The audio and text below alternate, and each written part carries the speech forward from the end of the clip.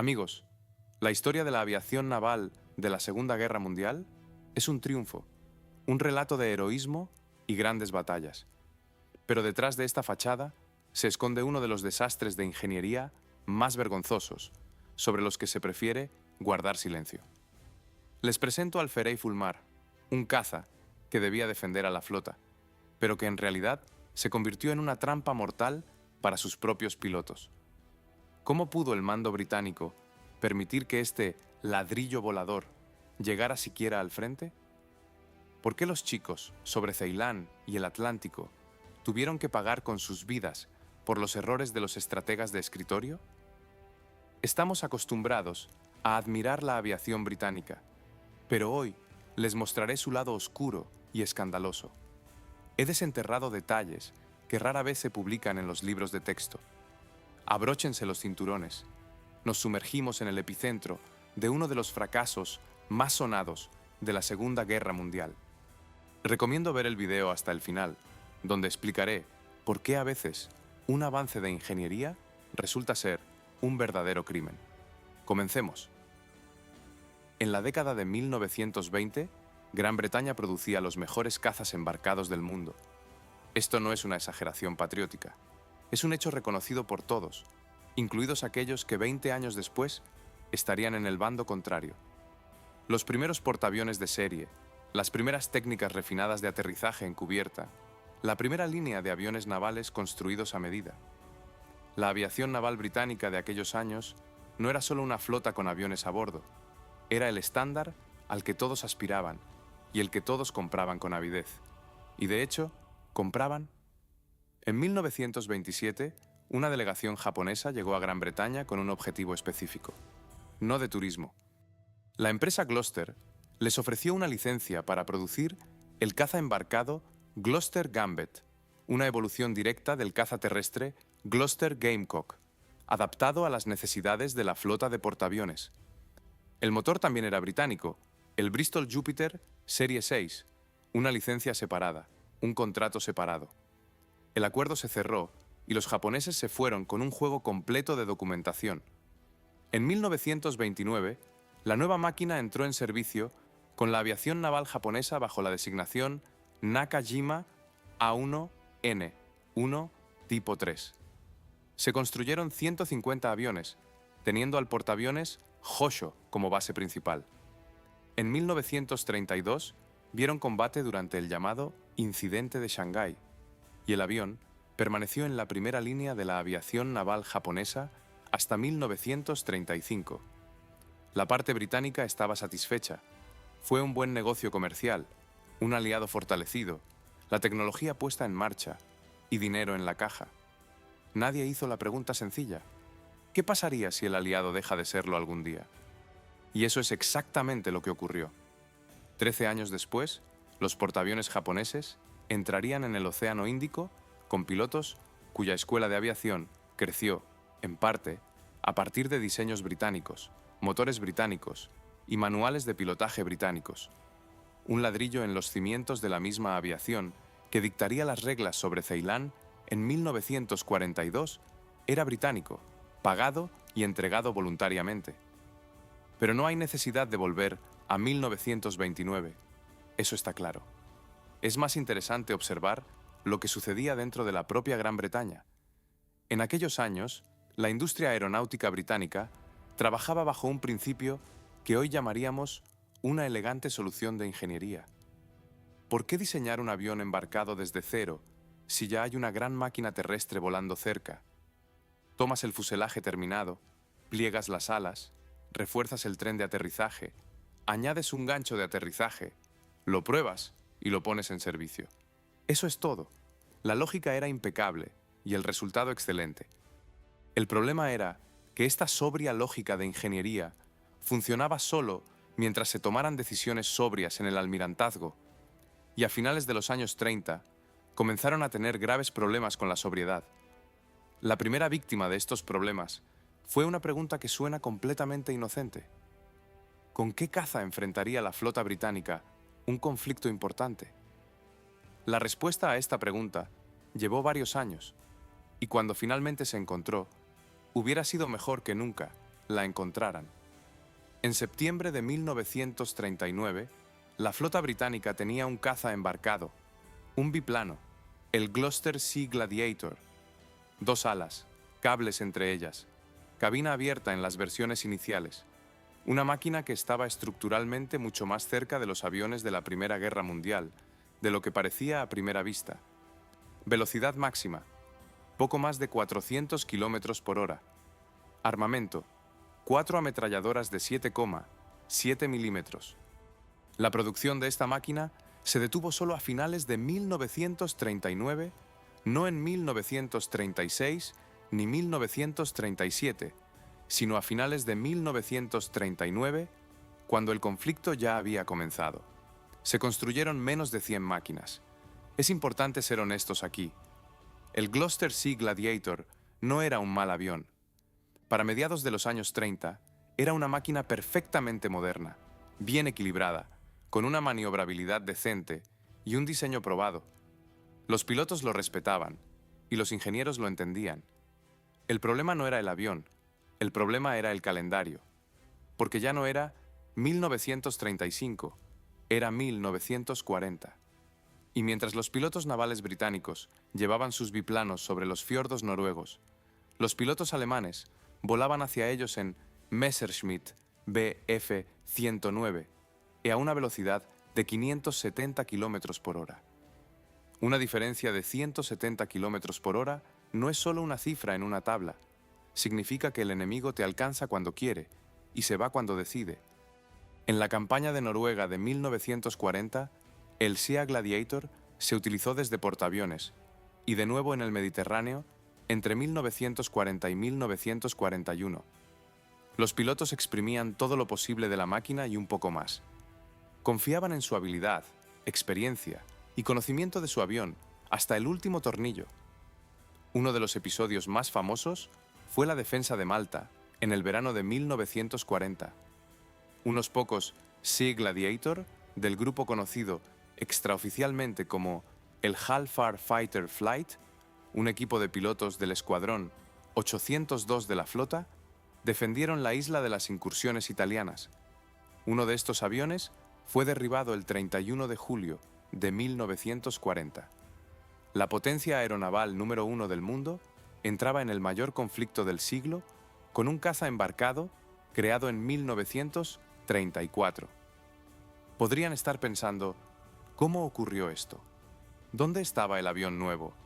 ¿Dónde estaba la máquina que debía reemplazar al biplano? Existía, o mejor dicho, se estaba creando. Y aquí es donde comienza la parte de la historia por la que vinimos.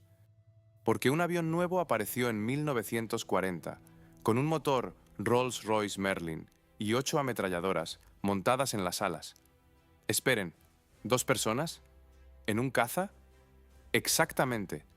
Y aquí debemos hablar de un requisito. 4 palabras en las especificaciones técnicas del almirantazgo que predeterminaron todo lo que siguió. En 1938, el almirantazgo emitió un documento con los requisitos técnicos para un nuevo caza embarcado monomotor, la especificación o punto 8/38. Dentro de ese documento había una condición fundamental, un segundo miembro de la tripulación, obligatorio. Ahora, debemos hacer una pausa, porque este requisito no era el desvarío de un loco, tenía su propia lógica, una muy comprensible si se ponen en los zapatos de la persona que lo concibió. Un caza naval no es un caza terrestre. Un avión terrestre despega de un aeródromo, vuela a lo largo de una carretera conocida, ve pueblos y navega por el terreno. Es difícil perderse. Un avión naval despega de la cubierta de un portaaviones en movimiento. Todo alrededor es el océano. El horizonte es el mismo en todas direcciones. No hay puntos de referencia. Si las nubes cubren el cielo, la brújula y el cronómetro se convierten en tus únicos amigos. Añadan a esto la necesidad de comunicación constante con los barcos del escuadrón, interceptar señales de radio y ajustar el rumbo en tiempo real. Un piloto de caza no puede hacer todo esto simultáneamente. Necesita una segunda persona. Suena razonable, ¿verdad? Ahora veamos la física. un segundo miembro de la tripulación, son 80 o 90 kilos extra de peso vivo, más el asiento, equipo, placa de blindaje y un sistema de oxígeno para la segunda persona. Total, al menos 200 kilos, además de lo que carga una máquina monoplaza. Para comparar, 200 kilos es aproximadamente el peso de un tanque de combustible lleno para un caza de esa época. ¿Qué sucede cuando añades 200 kilos a un caza? La velocidad cae, la maniobrabilidad cae y la tasa de ascenso, qué tan rápido gana altitud un avión, lo cual es crítico en combate aéreo, también cae. Con los motores disponibles a finales de los años 30, era físicamente imposible crear un caza biplaza con las características de uno monoplaza. Eso no es una opinión, es una ley de la mecánica. Los estadounidenses, japoneses y alemanes enfrentaron el mismo problema de navegación sobre el mar, y todos lo resolvieron técnicamente: radiogoniómetros a bordo de cazas monoplaza y un avión líder en la formación, una máquina multiplaza con un navegante que guiaba al grupo al objetivo y de regreso. La comunicación se mantenía a través de radios, que para finales de los años 30 ya cabían perfectamente en aviones monoplaza. Todos los cazas de las grandes potencias eran monoplaza, sin excepción. La flota británica decidió resolver esta tarea de manera diferente, no técnica, sino organizativamente. Si un piloto necesita una segunda persona, meteremos a una segunda persona, directamente en la cabina. Lo que resultó de esto lo veremos en las siguientes secciones, pero ya está claro. La especificación, o punto 8/38, cerró la puerta a cualquier máquina capaz de luchar realmente contra cazas monoplaza enemigos. La cerró desde el principio, al nivel de los requisitos, antes de que se hiciera un solo dibujo. Esa fue la primera decisión extraña de 1938, pero no la última. Mientras una oficina del almirantazgo discutía sobre el segundo piloto, otra miraba una torreta de ametralladoras y pensaba: ¿por qué no? En el ámbito militar, las ideas se propagan como un resfriado en un jardín de infancia. Una persona estornuda y en una semana todos están tosiendo. A mediados de los años 30, la Real Fuerza Aérea Británica estornudó la idea del caza con torreta. El concepto parecía fresco y contraintuitivo. ¿Por qué colocar ametralladoras en la nariz o las alas si puedes montar una torreta encima que gire en todas direcciones? El piloto vuela el avión y el artillero en la torreta elige el ángulo y dispara donde sea necesario, sin apego al rumbo del avión. Libertad total de fuego. Esta idea se materializó en el Bulton Paul Defiant, un caza con torreta para la RAF. La máquina entró en producción. La flota miró esto y dijo: queremos lo mismo. No inventaron nada nuevo. Tomaron el bombardero en picado naval Blackburn Skua, ya terminado. Retiraron el armamento de nariz. No lo reemplazaron. Simplemente lo retiraron y montaron una torreta con 4 ametralladoras de 7,7 milímetros encima. El resultado fue el Blackburn Rock Mark I. Hablemos de números. El bombardero en picado Blackburn Skua pesaba unas 3,5 toneladas. La torreta con el mecanismo de rotación, blindaje y 4 ametralladoras añadió varios cientos de kilos. El peso final del Rock se acercaba a las 4 toneladas. El motor seguía siendo el mismo que el del Skua, un Bristol Perseus de 905 caballos de potencia. 4 toneladas, 905 caballos. Velocidad máxima, 360 kilómetros por hora. Para entender la escala, el Sea Gladiator, el biplano que ya discutimos, volaba más rápido, 40 kilómetros por hora más rápido. Un biplano con cables entre las alas era más rápido que un caza monoplano moderno con torreta. Esto no es un error tipográfico. Se construyeron casi 140 máquinas. 2 escuadrones activos recibieron el Rock en 1939 y el uso en combate fue prácticamente nulo. La historia a veces es misericordiosa. El combate aéreo real casi nunca ocurrió. Los pocos encuentros con el enemigo terminaron de forma predecible. La máquina fue retirada rápidamente de la primera línea y enviada a tareas secundarias: remolque de blancos de entrenamiento, patrullaje sobre bases y otros trabajos donde la velocidad no es crítica. Y aquí es importante decir algo que podría sonar inesperado. Las personas que tomaron la decisión de producir el rock no eran idiotas. El concepto del caza con torreta tenía lógica, la misma que el requisito de un segundo miembro de la tripulación en el Fulmar. Los bombarderos navales vuelan en formación cerrada. Si tu caza tiene una torreta, puedes atacar la formación desde abajo, arriba o los lados, desde cualquier ángulo. Se ve hermoso en un diagrama, pero los diagramas no vuelan. Los aviones vuelan. Y cuando el diagrama y la realidad se encontraron en el cielo, la realidad ganó, invariablemente. Ante este trasfondo, el Fulmar biplaza parecía casi sensato. Al menos, las ametralladoras de nariz estaban en su lugar. Al menos, la velocidad era decente para la época. Y al menos, había cierta lógica en el diseño. Una máquina casi normal. Casi. Existe un fenómeno en la ingeniería llamado solución de cajón. Es cuando surge una tarea urgente, no hay tiempo para anunciar un concurso, no hay dinero para un desarrollo desde cero, y alguien dice, espera, tenemos esto por ahí, intentemos convertirlo.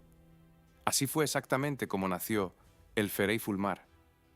En 1934, el fabricante británico Fairey comenzó a desarrollar un bombardero ligero para la RAF, designado internamente P4.34. La máquina era un desarrollo compacto y aligerado de otro avión de la empresa, el Fairey Battle, que ya estaba en producción. El concurso para el PE 4.34 fracasó. La RAF eligió el Hawker Henley, una máquina más potente de la misma clase. El asunto se limitó a 2 prototipos. Más tarde, la RAF perdió el interés en los bombarderos ligeros como clase separada, y los Hawker Henley de producción terminaron remolcando blancos en campos de entrenamiento, un fin poco glorioso para un avión diseñado para otra cosa. El proyecto P4.34 permaneció en la carpeta hasta 1938. En 1938 se publicó la especificación o punto 8/38, la que requería un segundo tripulante. Se necesitaba un nuevo caza embarcado. Rápidamente. No hubo concurso. Fairey abrió la carpeta, sacó el P4.34 y dijo, lo modificaremos. Las modificaciones resultaron ser sustanciales. Un avión naval no es un avión terrestre con un gancho en la cola. Las alas deben plegarse. De lo contrario, la máquina ocupa el espacio de 3 regulares en un portaaviones. El tren de aterrizaje debe soportar aterrizajes duros en cubierta, diferentes cargas, diferente metal, un margen de seguridad diferente. Equipo para trabajar en condiciones marítimas, tratamiento anticorrosión, instrumentos de navegación, raciones de emergencia en caso de amerizaje. Cada uno de estos requisitos añadía peso. Un poco aquí, 100 kilos, allá. Las alas plegables con mecanismo son más pesadas que las estándar. El tren de aterrizaje reforzado es más pesado. Como resultado, una máquina que comenzó como un bombardero ligero compacto pesaba unas 5 toneladas cuando llegó a las pruebas. El motor era un Rolls-Royce Merlin Serie 8, 1275 caballos al despegue. Un buen motor probado, usado entre otros en versiones iniciales del Hawker Hurricane. Pero en el Hurricane arrastraba una máquina de unas 3 toneladas. Aquí arrastraba 5. La máquina fue nombrada Fulmar, por el ave marina de la familia de los petreles. En ruso, esta ave se llama Glupish, tonto barra necio. Si fue coincidencia o profecía, ustedes deciden. Ahora la parte más importante. Todo esto se presentó como una solución temporal, un parche en el vacío, entre el anticuado SEA Gladiator y los cazas de nueva generación, cuyo desarrollo, y esto es importante, ni siquiera había comenzado. Temporal, ¿entienden? Hasta que llegara algo mejor.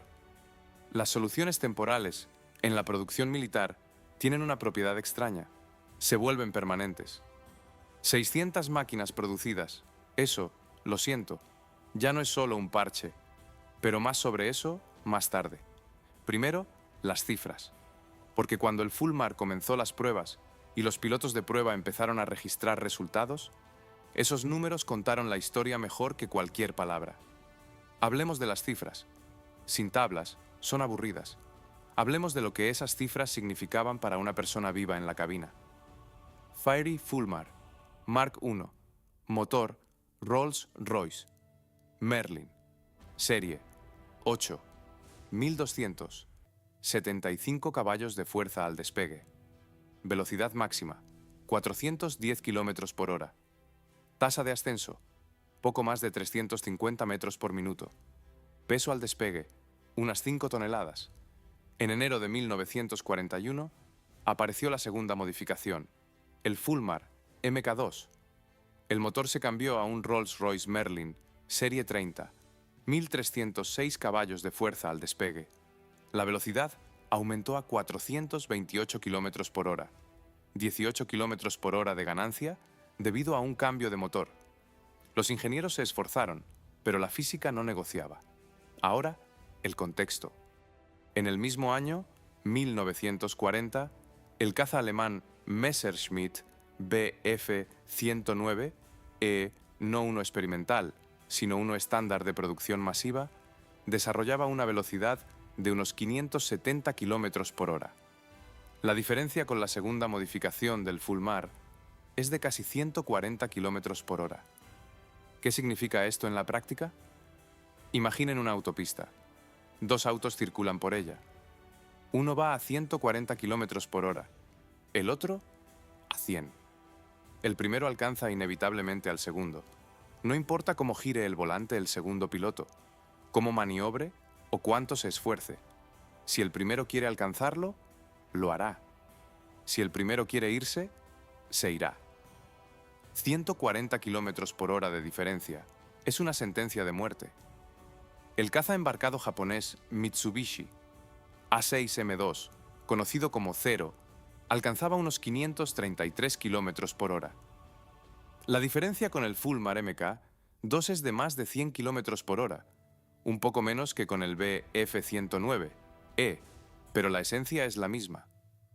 Tasa de ascenso, 350 metros por minuto. Para comparar, el Hawker Hurricane Mark I, que había estado en servicio con la RAF desde 1937, ascendía a una tasa de unos 760 metros por minuto, más del doble de rápido. La tasa de ascenso en combate aéreo es la capacidad de estar por encima del enemigo primero. Quien está más alto dicta las condiciones de la lucha. Armamento: 8 ametralladoras, de 7,7 milímetros en las alas. Exactamente lo mismo que en las primeras modificaciones del Hurricane. No hay quejas ahí. Para 1940 era un conjunto perfectamente adecuado. Alcance de vuelo, hasta 1.300 kilómetros. Y eso es realmente bueno.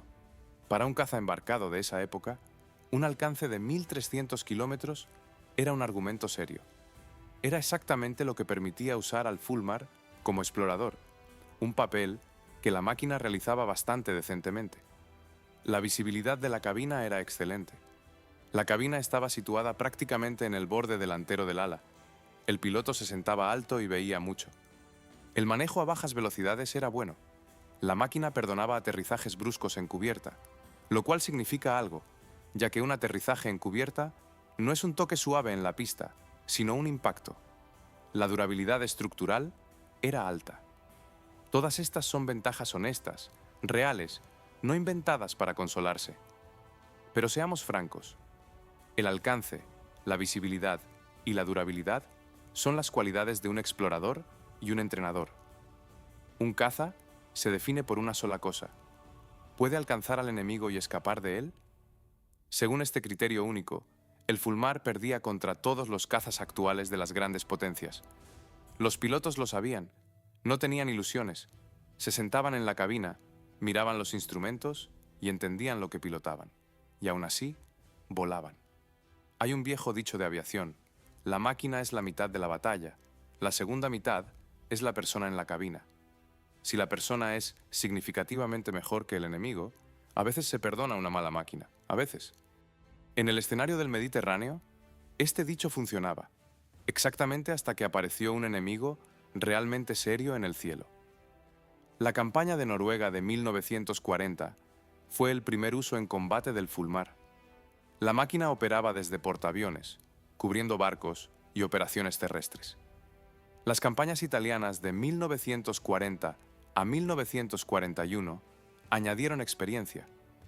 Contra los bombarderos italianos, pesados, torpes, atados a un rumbo de línea recta en un bombardeo, el Fulmar se las arreglaba. No brillantemente, pero lo hacía. Confiaban en la clase, el nivel de entrenamiento de los pilotos navales británicos, que era alto. Marzo de 1941, Cabo Matapán, en el extremo sur de Grecia. La flota británica del Mediterráneo, bajo el almirante Cunningham, interceptó barcos italianos. Los Fulmar patrullaban sobre la flota, protegiéndola de ataques aéreos. La batalla terminó en una gran victoria para la flota británica. Patrullar no es el trabajo más espectacular, pero es necesario, y ese día los Fulmar lo realizaron. Pero el 30 de julio de 1941, las cosas se pusieron mucho más difíciles. Ese día, los portaaviones británicos Victorious y Furious lanzaron un ataque aéreo sobre Kirkenes en Noruega y Linnanmäki en Finlandia, puertos por donde se movían suministros para la agrupación alemana en el norte. Los Fulmar fueron como escolta de caza para los torpederos Fairey Albacore. Fueron interceptados. Los pilotos de los cazas pesados, bimotores Messerschmitt Bf-110, del escuadrón, uno del ala de caza, 77 y los Messerschmitt Bf-109, monomotores de la misma formación, conocían su oficio. El resultado, 4. Fulmar perdidos. Un Messerschmitt Bf-110, derribado por el lado británico. Pero peor fue que los torpederos Fairey Albacore, a los que los Fulmar debían proteger, perdieron 12 máquinas. Los pilotos de Bf-109 monomotores reclamaron 13 victorias, y las tripulaciones de Bf-110 reclamaron otras 6. 12 torpederos no es solo una cifra. Estas eran máquinas que llevaban torpedos a los objetivos y no regresaron. La escolta falló. Contra bombarderos italianos funcionó. Contra cazas entrenados, no. Los pilotos sentían la diferencia en carne propia. Los recuerdos de los participantes en esas batallas son uniformes en una cosa. Todos entendían perfectamente lo que sucedía cuando un Bf-109 aparecía en sus miras. Lo entendían y aún así volaban. Aquí es importante decir claramente, lo que mostraron los Fulmar en el Mediterráneo y Noruega es la historia de personas exprimiendo al máximo una máquina que no podía dar el máximo. Ese es su mérito, no el de los ingenieros. Y aquí surge la pregunta que sobrevuela todo lo que hemos discutido. El Mediterráneo son bombarderos italianos, pilotos alemanes de nivel medio, en un frente periférico y áreas de operación relativamente limitadas. Todo esto daba al Fulmar al menos algunas posibilidades. El Pacífico en 1942 es algo completamente diferente. Esta es la mejor aviación naval del mundo en ese momento. Son pilotos con experiencia real en combate. Son máquinas específicamente diseñadas como cazas, no como bombarderos con una etiqueta repegada. Marzo de 1942. El portaaviones indomitable entra en el Océano Índico. Marzo de 1942. Océano Índico. En este momento, la formación de portaaviones japonesa, bajo el mando del vicealmirante Chuichi Nagumo, ya había cambiado el equilibrio de poder en el Pacífico durante 4 meses. Diciembre de 1941, ataque a Pearl Harbor. Enero y febrero de 1942, operaciones en aguas de las Indias Orientales holandesas y alrededor de Australia. Cada vez con precisión, rapidez, con pérdidas mínimas. Ahora la formación se dirigía al Océano Índico. En el grupo de ataque de Nagumo había 5 portaaviones: Akagi, Soryu, Hiryu, Shokaku y Zuikaku. No eran solo 5 barcos, era la mejor aviación naval del mundo en ese momento. Pilotos con experiencia real en combate, máquinas diseñadas específicamente para tareas de caza naval y bombardero en picado, esquemas tácticos refinados, probados en operaciones reales. El objetivo era Ceilán, hoy llamada Sri Lanka, la principal base naval británica en la región, la ciudad y el puerto de Colombo en la costa oeste, la base naval y aeródromo de Trincomalee en el este. La parte británica sabía que se preparaba el ataque. La inteligencia informó a tiempo.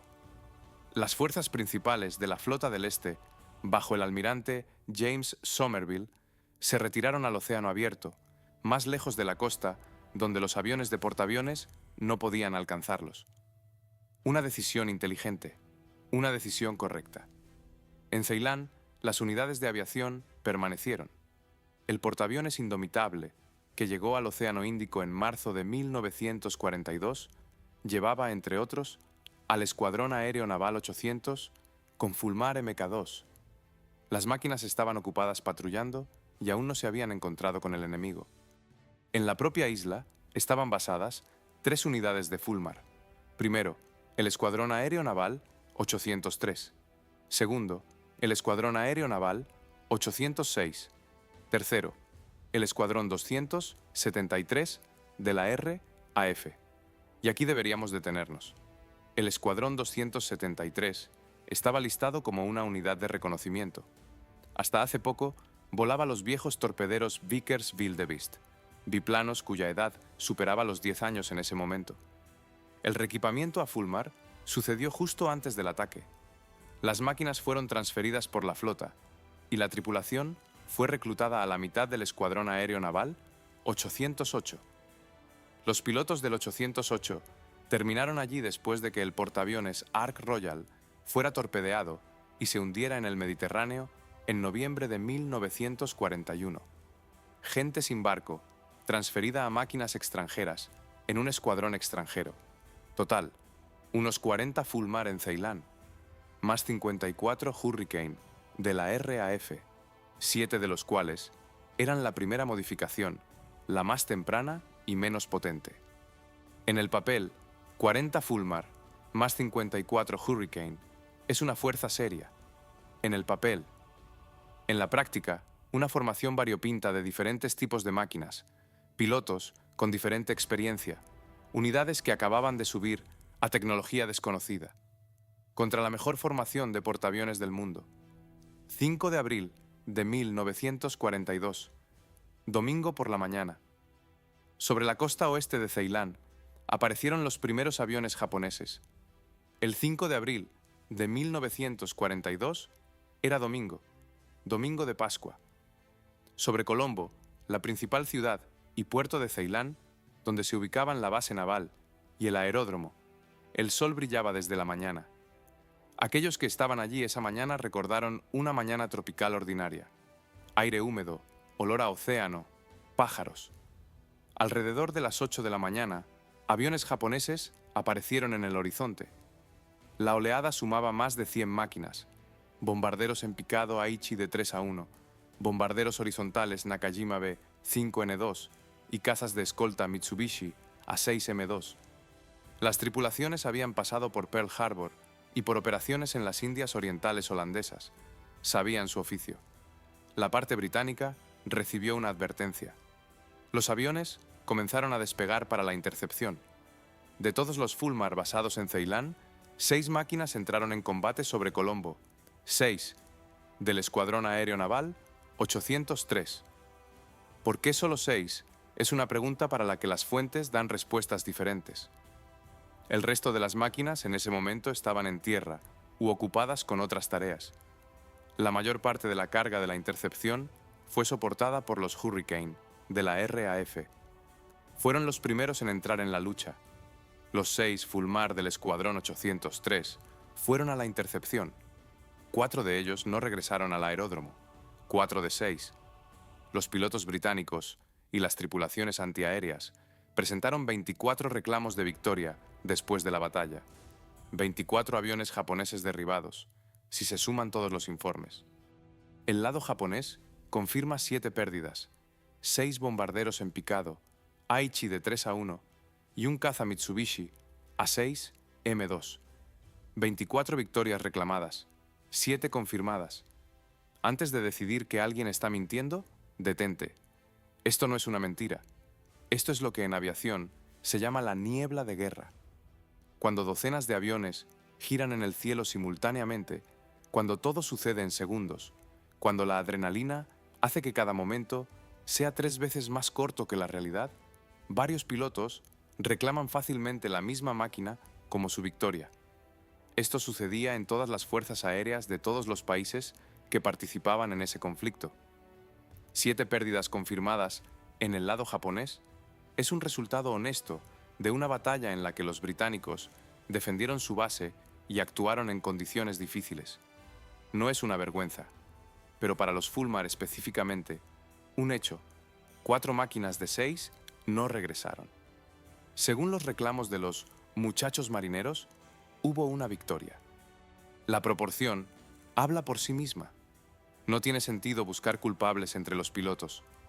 Despegaron, entraron en la lucha, hicieron todo lo que la máquina pudo permitir. La máquina permitía poco. Sobre Colombo ese día, los Hurricane llevaron la mayor parte del trabajo defensivo sobre sus hombros. Los Fulmar pagaron un precio desproporcionadamente alto por un resultado desproporcionadamente pequeño.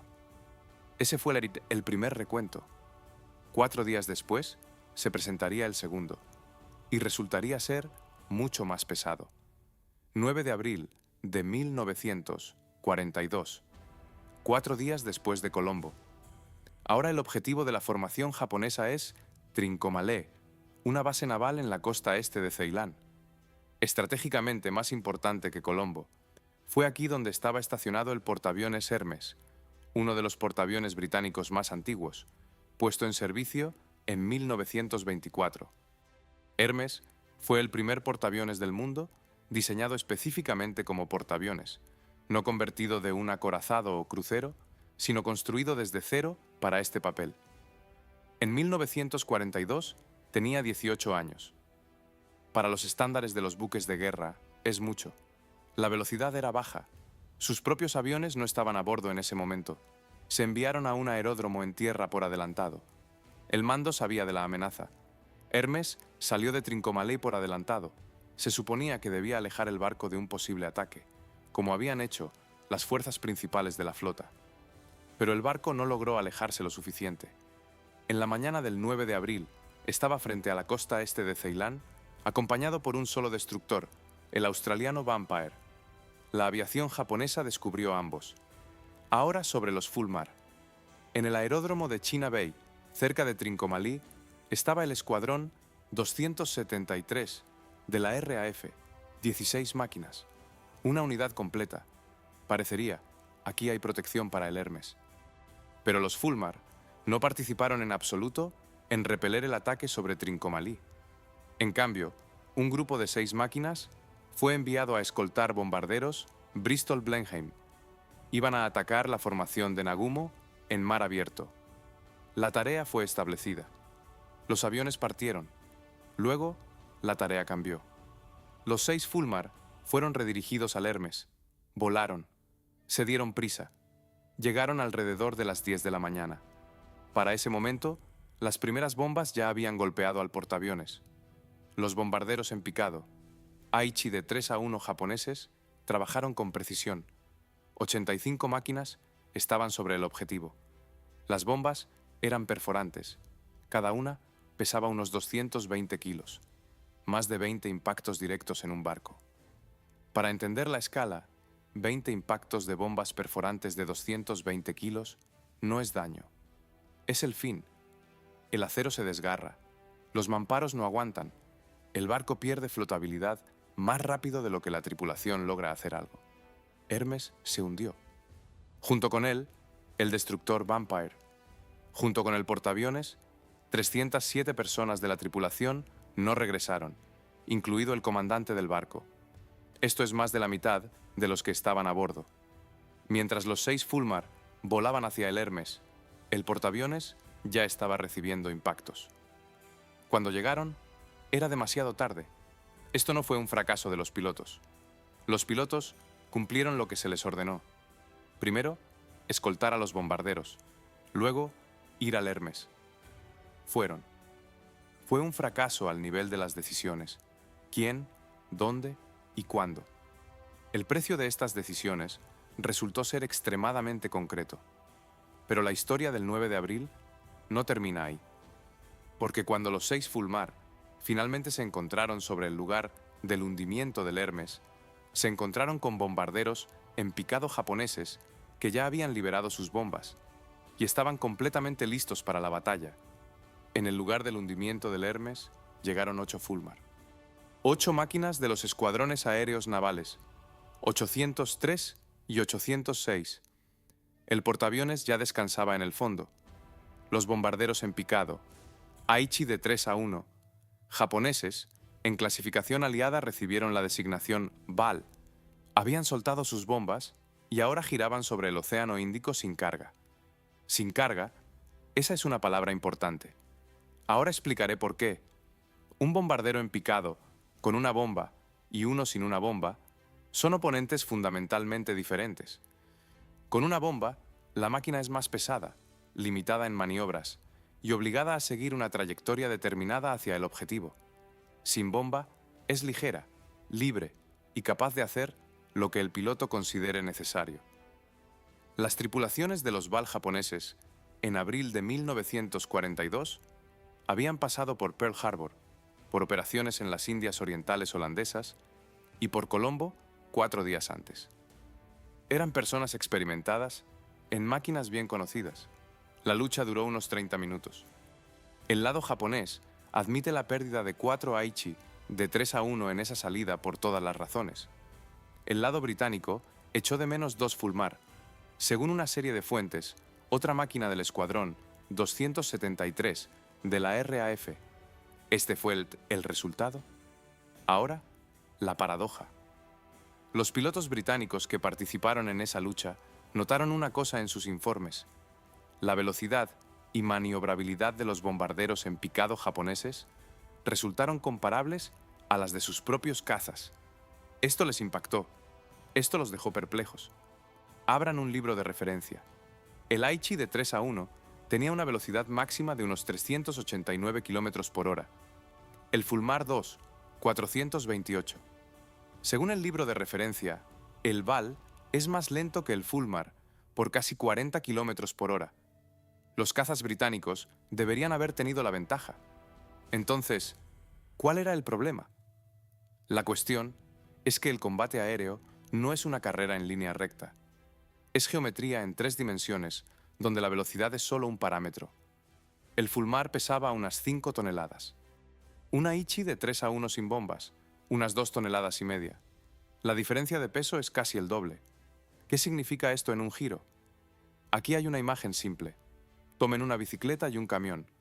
El camión puede ir más rápido en una autopista recta, pero en un giro cerrado, la bicicleta lo dejará atrás sin esfuerzo.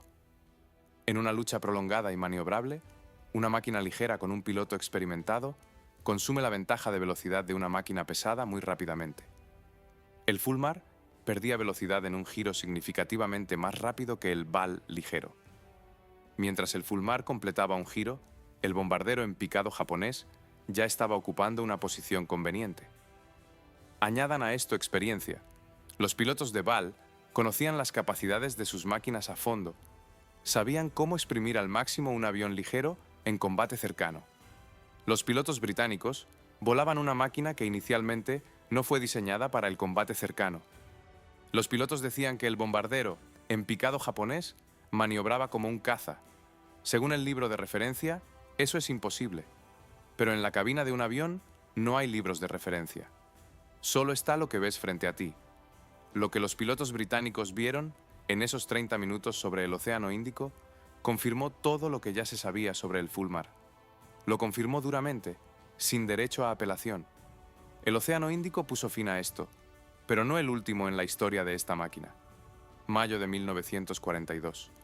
El Océano Índico de nuevo, pero esta vez un punto diferente en el mapa. Madagascar, la isla más grande en la parte occidental del Océano Índico, a 1.500 kilómetros de la costa este de África. En la isla estaba la base naval francesa Diego Suárez, en el norte. La administración de la isla estaba subordinada al gobierno de Vichy, el gobierno francés que actuaba después de la capitulación de Francia en 1940. El mando británico temía. Si los submarinos japoneses obtenían acceso a esta base, las líneas de suministro a través del Océano Índico estarían bajo amenaza. Había que resolver la cuestión. El 5 de mayo de 1942 comenzó la Operación Ironclad. El portaaviones indomitable estaba de nuevo en acción. A bordo, entre otros, estaban los escuadrones aéreos navales 800 y 806 con Fulmar. La guarnición francesa ofreció resistencia seria. La operación, que se planeó rápida, se prolongó hasta finales de octubre de 1942, casi 6 meses. Durante esos 6 meses, en el cielo sobre la isla, sucedió algo notable.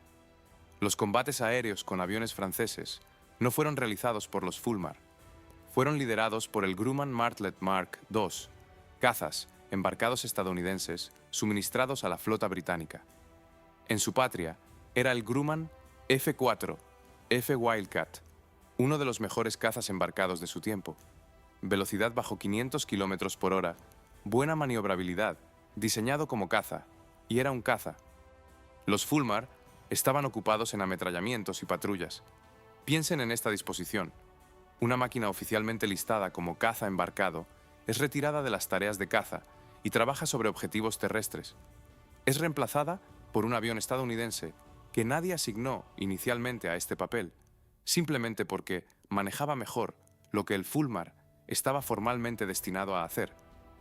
Por cierto, el Fulmar estaba estructuralmente provisto para la suspensión de bombas de 112 kilos bajo las alas. Si se usaron en la Operación Ironclad, las fuentes guardan silencio. No hay evidencia documental de ataques de bombardeo de Fulmar en esa campaña. Pérdidas por la operación: 3 máquinas. Un Fulmar no regresó, habiendo recibido un impacto desde tierra. Uno se estrelló. Uno desapareció sin causa establecida. A mediados de mayo de 1942, el Escuadrón Aéreo Naval 795, también con Fulmar Mk2, fue transferido al aeródromo, capturado en la parte norte de la isla. Basado en tierra en lugar de en portaaviones, patrullando sobre territorio capturado. Los cazas reales en esta operación eran estadounidenses. Los Fulmar hacían ametrallamientos. El círculo se cerró. Es precisamente aquí, sobre Madagascar, en el otoño de 1942, donde termina la historia de combate del Fulmar, en el Teatro del Pacífico. No ruidosamente, no con una batalla final, silenciosamente, con salidas de patrulla sobre una isla tropical, mientras otras máquinas hacían el trabajo para el que fue creado. Pero mientras hacía todo esto, en casa en Gran Bretaña, continuaban produciéndolo. 600 máquinas. Y eso requiere una conversación separada. 600 máquinas. De ellas, 350 eran la segunda modificación, el Fulmar Mk2. La producción en serie continuó hasta mediados de 1942. Esta no es una serie pequeña. 600 cazas embarcados. Esta es una capacidad de producción seria, dinero serio, tiempo serio para ingenieros y trabajadores. Ahora un hecho que hace que esta cifra sea interesante. Desde principios de 1941, la flota británica comenzó a recibir el Hawker Sea Hurricane Mark I.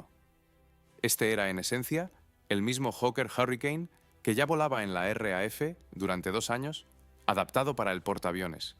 Tren de aterrizaje reforzado, gancho de aterrizaje, equipo para condiciones marítimas. Comparemos las máquinas honestamente. La velocidad del Hawker Sea Hurricane. Mark I es de unos 510 km por hora. Fulmar Mk2, 428. La diferencia es de más de 80 km por hora. La tasa de ascenso del Sea Hurricane era 2 veces mayor. La maniobrabilidad era mejor. El armamento era el mismo. 8 ametralladoras de 7,7 milímetros. Lo único en lo que el Fulmar superaba al Sea Hurricane era el alcance de vuelo, hasta 1.300 kilómetros, frente a una cifra significativamente menor para el Sea Hurricane, sin tanques externos. Esa es una ventaja real, una genuina, pero el alcance no compensa la diferencia de velocidad en el combate aéreo. Volar lejos es bueno. Lograr interceptar al enemigo es más importante. Entonces, Desde principios de 1941, la flota ya recibía una máquina que era mejor en todos los aspectos. El Fulmar se siguió construyendo durante otro año y medio. ¿Estás pensando ahora, ¿por qué? Una pregunta lógica. La respuesta no está en la estupidez. La respuesta está en la mecánica de la producción militar, que funciona según sus propias leyes. Una fábrica reconstruida para la producción del Fulmar no cambia a otra máquina de la noche a la mañana. Estos son nuevos planos, nuevas plantillas, reentrenamiento de personal, reconstrucción de talleres, nuevos proveedores de componentes. Son meses de trabajo y dinero considerable. Mientras la transición está en curso, se necesita al menos alguna máquina. El Fulmar era esa máquina. Esta no es una excusa, es una explicación. Paralelamente, alguien en el almirantazgo pensó: ¿qué pasa si ponemos un radar en el Fulmar y obtenemos un caza nocturno? La idea es lógica. Un avión biplaza, el segundo miembro de la tripulación, opera el radar, buscando objetivos en la oscuridad. Eso es exactamente para lo que el segundo piloto en la cabina podría ser verdaderamente útil. En 1942 se instaló el radar Airborne Interception Mark IV en el Fulmar. El sistema funcionaba. El segundo piloto podía ver los objetivos en la pantalla. El concepto tenía sentido, pero el radar pesaba mucho y sus antenas, las barras que sobresalen característicamente en la nariz y las alas, creaban resistencia aerodinámica adicional. Al aire no le gustan los salientes extra. La velocidad cayó 30 km por hora. 30 km por hora es un retorno a las características de la primera modificación de 1940. Después de 2 años de mejoras y un cambio de motor, la máquina regresó a donde empezó, solo que ahora con radar y antenas. Unas cuantas docenas de cazas nocturnos fueron convertidos. El operador principal fue el Escuadrón de Entrenamiento 784, una unidad que preparaba tripulaciones para intercepciones nocturnas. Un escuadrón de entrenamiento, no uno de combate. Con esto, la historia del Fulmar como máquina de combate, en esencia, terminó. Pero cada avión tiene un epílogo. Cuando analizas la historia de una máquina así, existe la tentación de emitir un juicio, de llamar incompetentes a las personas que tomaron esas decisiones, de escribir todo en mayúsculas y añadir muchos signos de exclamación. No lo haré, porque la historia del Fulmar no es una historia de estupidez. Es la historia de un sistema en el que cada decisión individual tenía su propia lógica, y la suma de estas decisiones llevó a un resultado que nadie planeó. El requisito de un segundo piloto es lógico. Usar un fuselaje terminado es lógico. Mantener la producción ante la falta de capacidad para un reemplazo inmediato es lógico. Intentar hacer un caza nocturno de una máquina existente es lógico. Decisiones lógicas, un resultado ilógico. Sucede, más a menudo de lo que se suele pensar. Y ahora, sobre las personas que volaban todo esto. Los pilotos de Fulmar sabían en qué estaban sentados. Leían las mismas cifras que estamos leyendo nosotros. Entendían la diferencia entre 410 km por hora y 570. Veían cómo el Messerschmitt Bf-109 se iba cuando decidía irse. Sabían que en una confrontación directa con un caza monoplaza moderno había pocas posibilidades, y aún así despegaban. Sobre Colombo, sobre Trincomalee, sobre Noruega, sobre el Mediterráneo. Hacían lo que la máquina permitía, y un poco más de lo que no debería haber permitido. Esto no es patetismo, es un hecho.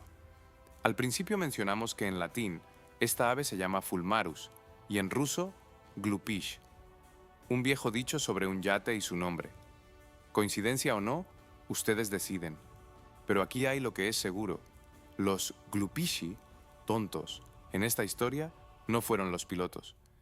Hicieron todo lo que se podía hacer en la máquina que les dieron, y la máquina que les dieron fue la que el sistema dio. El sistema a veces comete errores. La gente en las cabinas paga por ello. El Fulmar fue retirado de producción a mediados de 1942. Las últimas máquinas fueron dadas de baja al final del conflicto. El fuselaje BP-782 hace mucho que está en el fondo del archivo. El ave permanece, el fulmar, el petrel. Todavía vuela sobre los mares del norte hasta el día de hoy. Gracias por ver. Hasta pronto.